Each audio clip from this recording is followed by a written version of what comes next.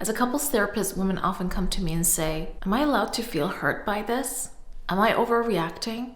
Am I asking for too much or maybe a little bit demanding? They feel unhappy, but when they share how they feel, their husband makes them believe their needs are too much. So in today's video, I'm going to tell you exactly what healthy relationship needs look like so you can stop doubting yourself and start building the kind of marriage you truly want. One time I had a female client in my office. She looked calm, composed, successful, and she said to me, "Can I ask you something? Am I actually allowed to feel hurt by him?" And I said, "Allowed?" She nodded and she said, "Because every time I tell him something bothers me, it somehow turns into me being too sensitive." Her question, "Am I allowed?" tells me everything. Because when a woman starts asking for permission to have feelings, she's already started doubting herself. You can't build a healthy, happy marriage if you constantly feel like you're too much. That's basically emotional invalidation. Now, before someone says, "So what? So he needs to treat me like royalty?" We're not expecting perfection. We're talking about basic emotional needs in a relationship. And today I'm going to walk you through 3 of them. The first basic need we have in a relationship is to feel important and valued. Feeling important doesn't mean you constantly want to be desired and worshipped. It actually means you just feel like you matter to your partner. And I'm going to give you a very practical example that I hear all the time in my practice. You say to him, "That comment embarrassed me in front of others." And instead of him saying, "Oh my God, it was just a joke, let it go." Instead, he says, "Oh, I didn't realize that hurt you. I'm sorry."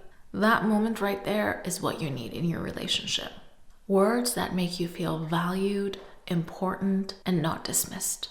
When you express a hurt, it gets validated, it gets understood. I'm going to give you another concrete example. Imagine it's your birthday and you've mentioned it to him twice that week. Maybe you've hinted that you'd love to have dinner together. And that special day comes and there's nothing. No plan, no acknowledgement, maybe a distracted "Happy birthday, hun" at 9:30 p.m. And I mean, who cares about a birthday message at 9:30 p.m.? Really. By that time, it's too late. And so, understandably, you're going to be upset. You're going to feel unimportant, not valued, or you'll be hurt. So you bring it up to him. And his response is, "You're making a big deal out of nothing. Every year I bought you flowers, took you to dinners. This is the only one year that I didn't do it." And here's the thing, it's not about the dinner. It's about what your nervous system registers this as. Am I important? Because we're always looking for that. And when moments like that repeat, you stop feeling valued. So it's not only that you were upset in the first place that your birthday was forgotten. There's this extra hurt now that when I bring it up to him, he dismisses me. And he makes me feel like I'm too much. So it's double the hurt. And over time, if this keeps happening, either you'll stop expecting anything and not share what you feel, or start getting critical because you're just longing to be seen and heard. Neither of this is healthy. And I have a video exactly on how to express yourself in your relationship in a way that's not going to lead to more arguments and fighting. I'll link it right on the screen right now. But to go back to our main point, feeling valued in a relationship means your emotions are taken seriously, your milestones matter, and you don't feel like you're being taken for granted. And if you're paying attention, these are all subjective feelings. So whenever someone's trying to tell you, "Oh, this is just your perception, this is just your feeling," well, yes, it is. It's my experience, my feeling, because being in a relationship requires a subjective perception of things. So if internally you feel devalued and unimportant, you need to trust that feeling because there's no other measuring tool to see how you're actually feeling in your relationship. That is the internal compass you need to trust no matter what everyone else says. If you've ever questioned whether your needs are valid, type the word "me" in the comments. I've certainly been there and you're not alone. The next basic emotional need in a relationship is to have emotional safety. Emotional safety means you feel comfortable and at ease just to be yourself. If you can tell him "I felt hurt" without preparing a defense speech and overthinking it, that's a good sign. If you feel like you can disagree with him without having to walk on eggshells afterwards, that's a good sign. It means you feel safe. You can just express yourself and have that be heard, understood, and validated. I'm going to give you an example. Let's say you tell him, "When you canceled our dinner last minute, I was hurt by that and that made me feel unimportant." Instead of him saying, Well, you do that too. Remember that time you did XYZ? You canceled on me too, but I didn't say anything. A very typical defensive response. Instead of you hearing that from him, you hear something else. So a response that can make you feel safe is this: I didn't realize it affected you like that. Tell me more. I'm sorry I hurt you. Now that's safety because he's actually showing curiosity and empathy by asking you how that felt. And he doesn't go into this defensive mode. By the way, if you want to know how to deal with a defensive partner, I also have a video on that. I'll link it up right on the screen now. I'm going to give you another concrete example. You bring up something that felt a little bit icky to you. It's something small, but it did something to your nervous system. And when you bring it up, his face changes, his tone shifts. Maybe it's a little bit harsher and just like more frustrated and annoyed. You immediately feel your stomach drops. You think, okay, abort mission. This is exactly what I was dreading. That's why I was thinking whether I should bring this up or not. So then if this is what you're experiencing, that's not safety. Tell me in the comments below when you check in with yourself in terms of how safe you feel in your relationship. Are you currently feeling safe or not safe? Write safe or not safe in the comments. I want to hear from you, and it makes other women feel like they're not alone in this. So basically, after you've had multiple interactions like this, your nervous system starts to be hypervigilant and bracing for negative reactions. And you will sense that your body is not relaxed around this person being your partner. So really healthy relationships feel like you can cry, you can be annoyed, you can say that didn't sit right with me, and your partner makes you feel soothed, understood, and comforted. That's ideal. Sometimes they may not say anything, that's not bad either. But if they feel attacked by your feelings, then your relationship needs work to rebuild emotional safety. Now, if you're watching this and you're unsure whether your relationship is meeting your basic needs, whether it provides value, safety, and reliability, then you absolutely need to take my relationship test.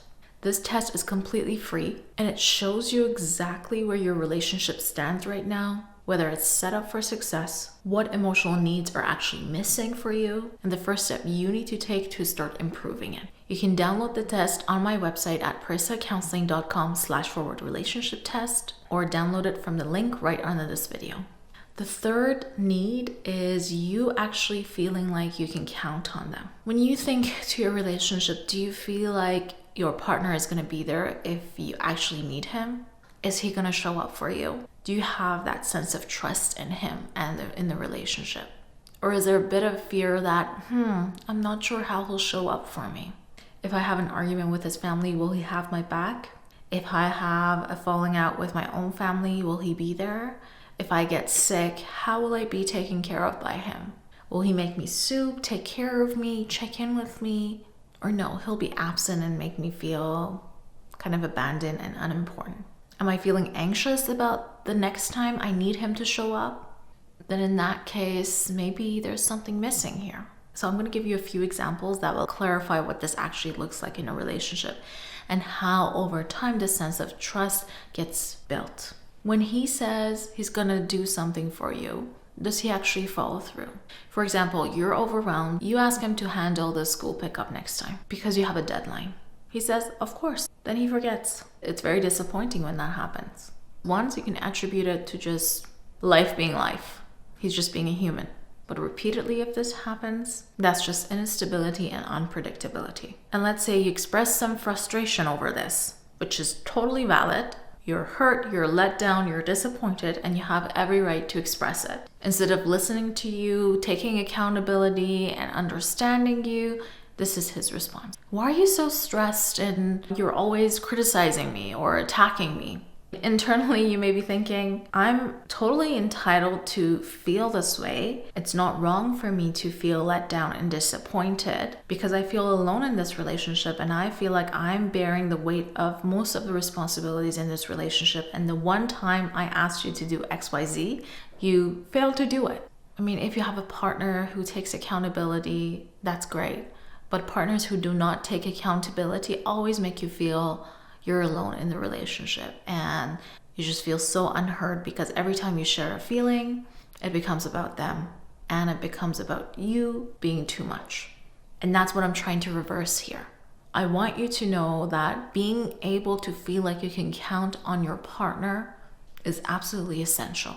So you don't feel alone in responsibility. You don't feel like you're the only adult in the room. And you can actually trust their word, which is so important in a marriage. Now, here's the very uncomfortable part about this dynamic. When these needs are not consistently met, women don't explode. They shrink. They may become passive aggressive because direct communication hasn't worked, or they start criticizing because they're desperate to feel something or to feel valued and important. They're tired. And then I see the same women in my practice, they sit across from me asking me if they're too much. And my answer is no, you're not too much for wanting to have your basic needs met in a relationship. If this is resonating with you, type the word valid, because that's what your needs are. They're valid. Here's something practical you can try this week. Instead of telling him, you never care, which is a form of complaint, try this. When I bring something up and it gets dismissed, I feel unimportant. I need to feel heard. This is specific, vulnerable, actionable, and that's how healthy communication begins. At least you're doing your part to express it with the right words and the right way. Now, just recognizing these healthy relationship needs won't be enough to help you create a healthy relationship. If you have a partner who keeps dismissing your feelings and emotionally invalidating you, over time, this will break down the closeness and the kind of bond you have in your relationship. So if you want to know how to spot emotional invalidation early and stop it before it damages your relationship further, watch the video on your screen now.